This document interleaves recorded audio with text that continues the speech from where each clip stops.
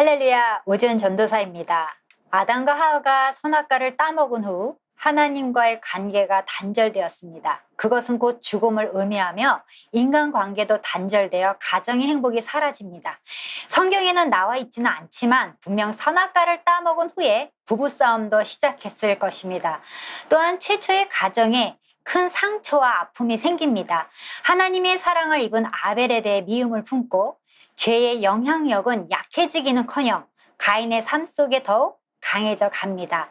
가인과 아벨의 이야기는 예수님께서도 언급한 이야기이며 사도들도 언급한 이야기입니다. 예수님께서는 마태복음 23장 35절에 아벨을 의인이라고 칭하셨으며 그의 삶은 의로웠다고 말씀하셨습니다.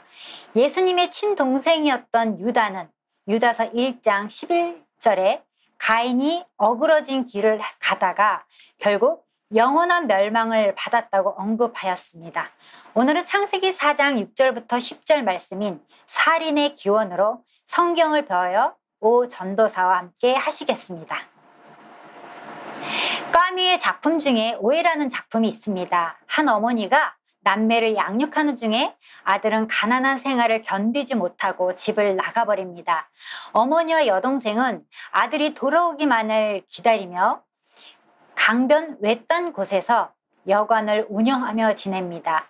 아들이 집을 나간 것이 가난 때문인 것을 알기에 그 어머니와 딸은 그저 돈을 모아야 한다는 집념만을 가지고 살아갑니다. 그러면서 무서운 죄를 저지르기 시작한 것이 여관에 투숙하는 나그네들을 수면제를 먹여 잠재우고는 강물에 던져 버리는 것입니다. 그렇게 오랜 세월이 지난 다음에 아들은 성공하여 집에 돌아오게 됩니다.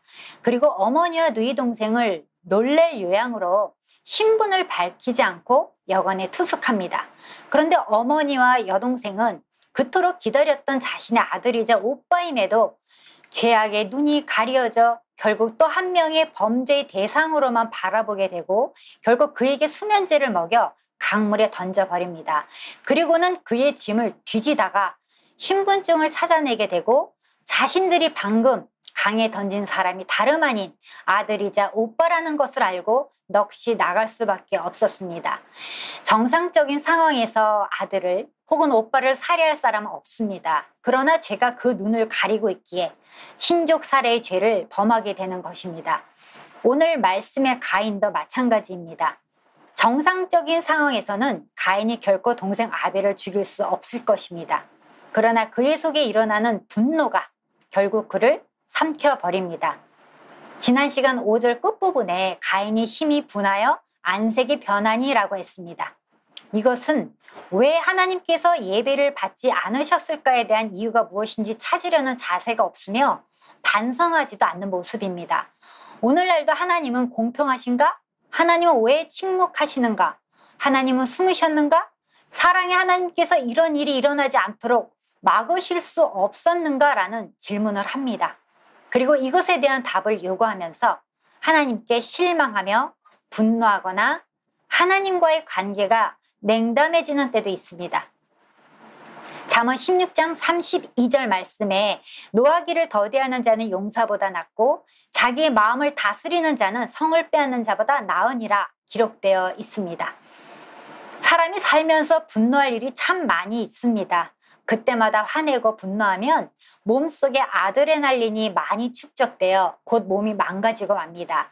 특히 하나님의 자녀들에게 화냄과 분노는 하나님의 의를 나타내지 못하는 것입니다.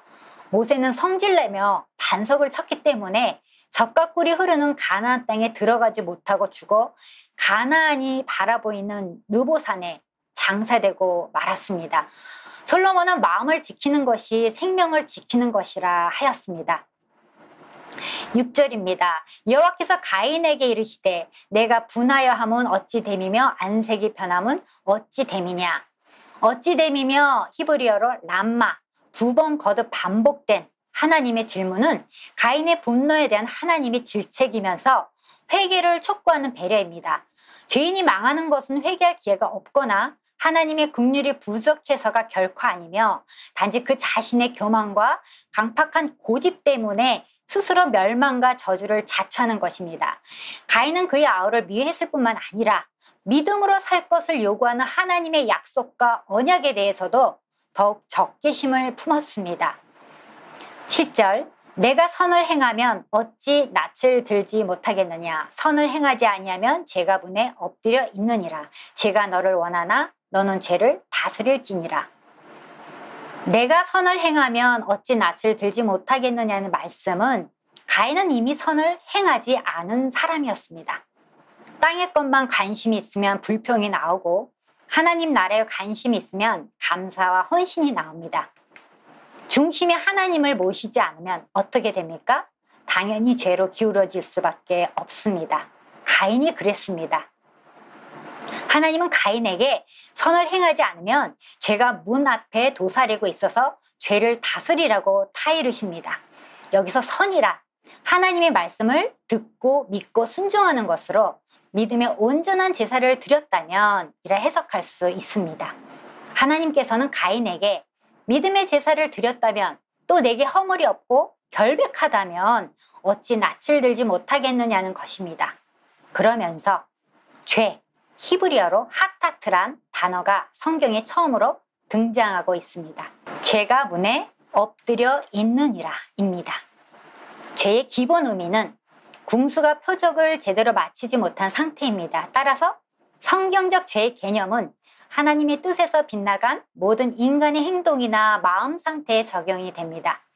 지금 바로 가인의 마음은 문 앞에 있는 상황이므로 가인은 분노를 삭히고 회개하여 강력하고도 악한 죄의 세력이 그의 마음을 지배하지 못하도록 노력하라는 것입니다.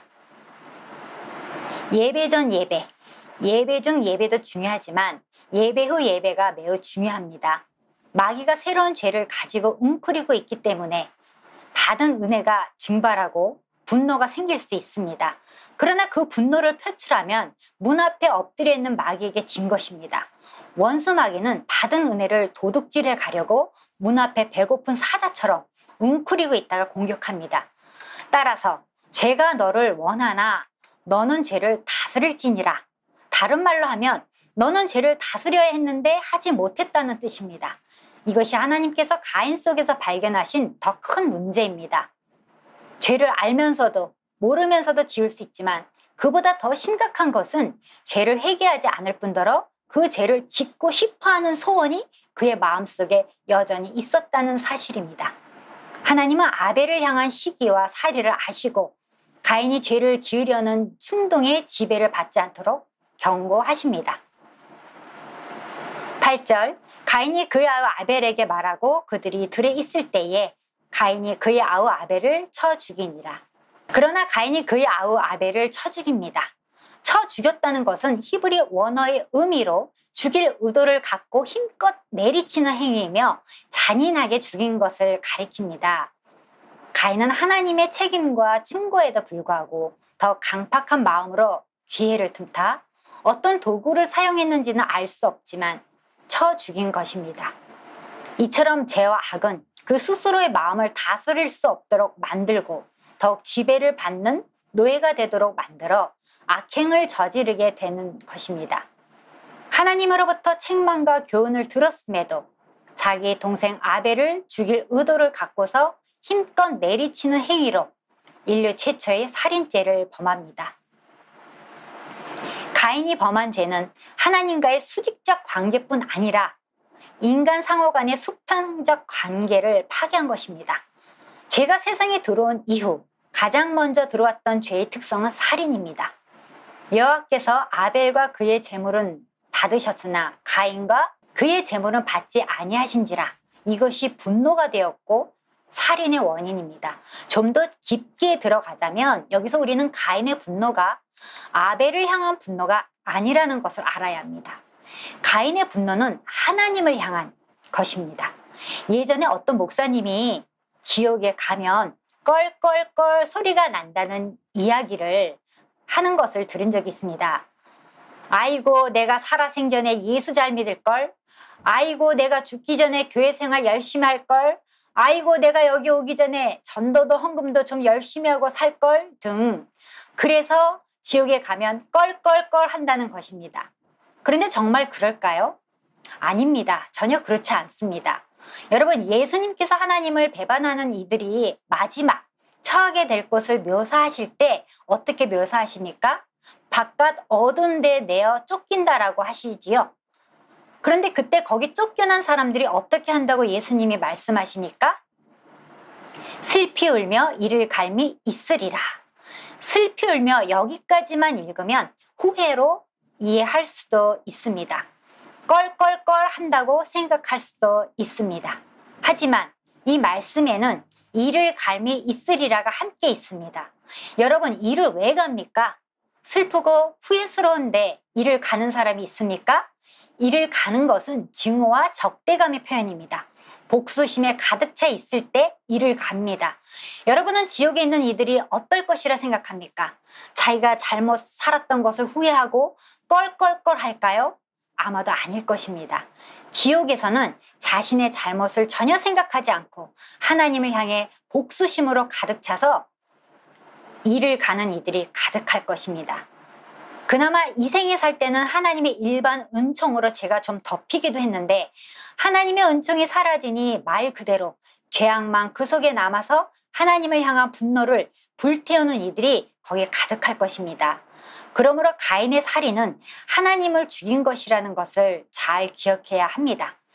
인류의 근본적 죄의 품성이 바로 이런 것입니다. 죄의 본성이라는 것이 다른 데 있지 않습니다. 죄의 본질은 하나님을 죽이는 데 있습니다. 내 삶에서 하나님을 제거해버리는 것, 우리 생활과 존재 속에서 하나님을 없애버리는 것, 그래서 하나님이 일체 내 주위에 얼씬도 못하게 하는 것, 그것이 인류가 지금까지 계속해서 살아온 삶의 방식이었습니다. 가인은 죄악 세대의 첫 주자로서 바로 이 점을 아주 현저하게 보여주고 있는 것입니다. 그리고 여기에 덧붙여 살인이 무엇인지에 대해 조금 더 생각해보면 살인이라는 말은 사람을 죽이다라는 뜻입니다. 하지만 우리가 조금 전에 말한 대로 가인은 사실은 아벨을 통해 하나님을 죽인 것입니다. 이것은 성경이 보여주고 있는 사람의 이해를 통해서도 확실하게 창세기 9장 6절에 말씀합니다.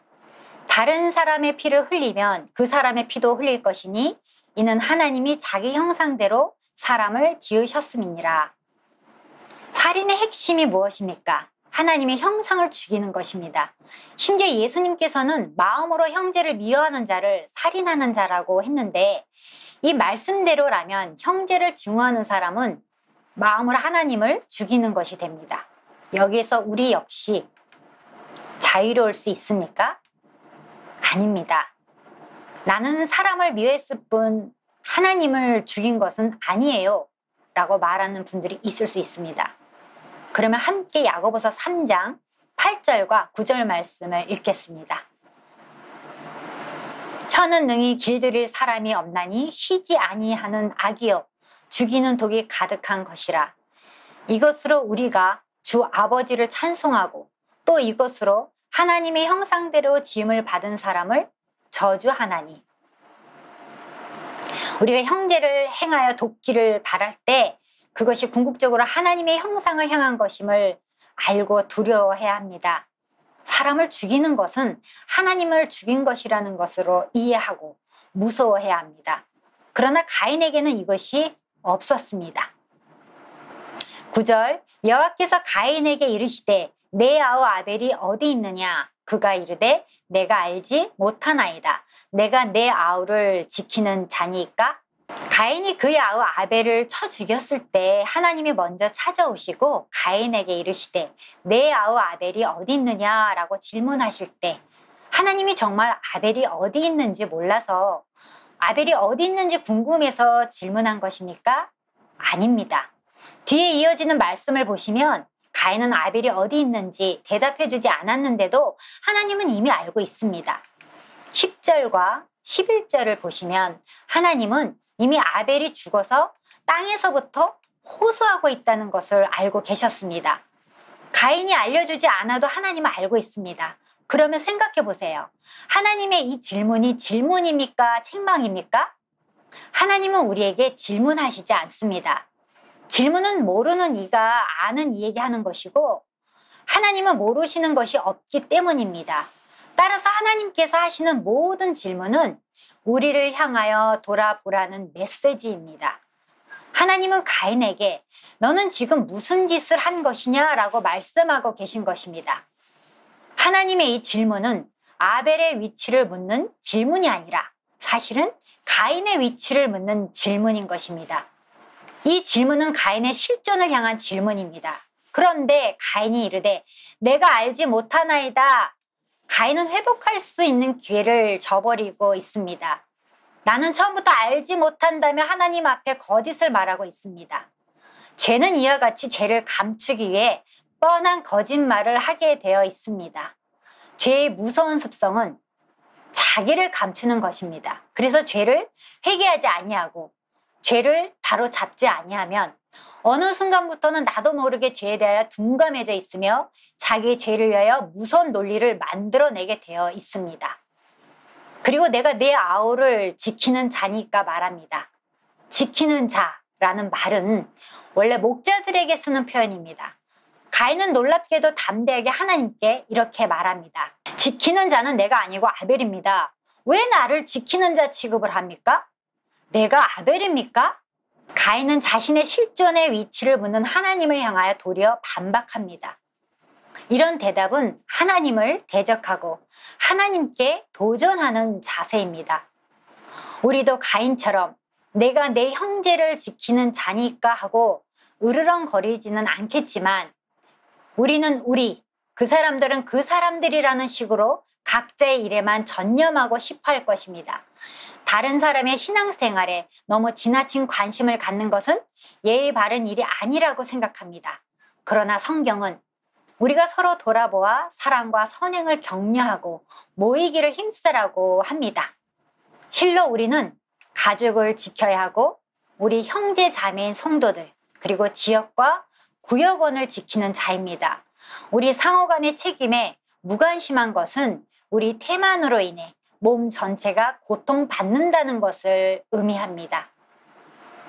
10절 이르시되 내가 무엇을 하였느냐 내 아우의 핏소리가 땅에서부터 내게 호소하느니라.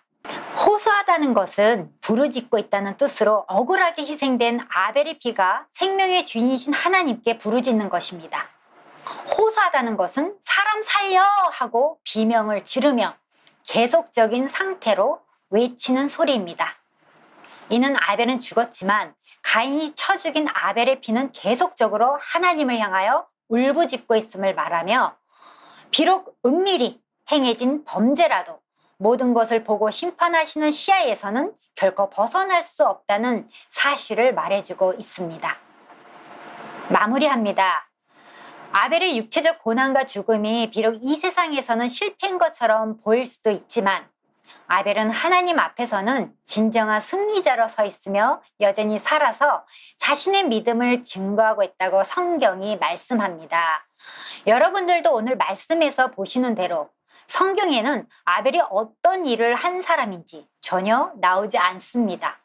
아벨의 행적에 관해서는 딱 한 가지, 하나님께 바른 예배를 드렸다는 것뿐이지 그가 어떤 사람인지 무엇을 했는지는 하나도 나오지 않는다는 말이에요. 그런데 이상한 것은 신약 성경이 아벨을 순교자로 그리고 있다는 것입니다.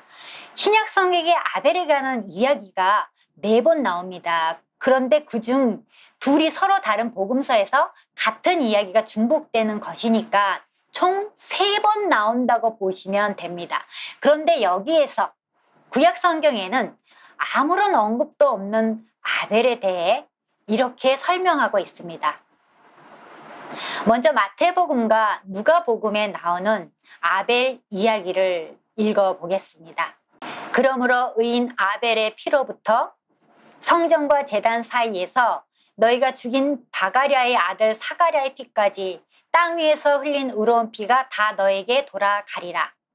이 말씀은 예수님께서 하나님의 언약 백성을 책망하시면서 예부터 너희 조상들이 계속해서 선지자들을 죽여왔지 않느냐라고 말씀하시는 부분입니다. 그래서 결정적으로는 사실 이 세대가 그 이전의 모든 선지자들의 성취인 예수님을 죽일 것을 내다보고 있는 부분입니다. 그렇다면 여기에서 아벨은 선지자들의 모형이요, 더 나아가서는 죽임 당하신 예수 그리스도의 모형으로서 사용되고 있는 셈입니다. 히브리서 12장 24절에 보시면 새 언약의 중보자이신 예수와 및 아벨의 피보다 더 나은 것을 말하는 뿌린 피니라 라고 되어 있습니다. 여기에서도 아벨은 현저하게 예수님을 나타내고 있습니다. 이 아벨은 신앙 때문에 억압받고 핍박받고 죽임을 당한 모든 인류를 대표합니다. 이 신앙 때문에 아벨이 한 마리 희생양이 되었고 우리 주 예수 그리스도께서 인류를 구원하시려고 단번에 드려진 희생 제물이 되셨던 모형이 되기도 합니다. 요한일서 3장 12절 말씀으로 마치겠습니다. 가인같이 하지 말라. 그는 악한 자에게 속하여 그 아우를 죽였으니 어떤 이유로 죽였느냐. 자기의 행위는 악하고 그의 아우의 행위는 의로움이라. 아멘.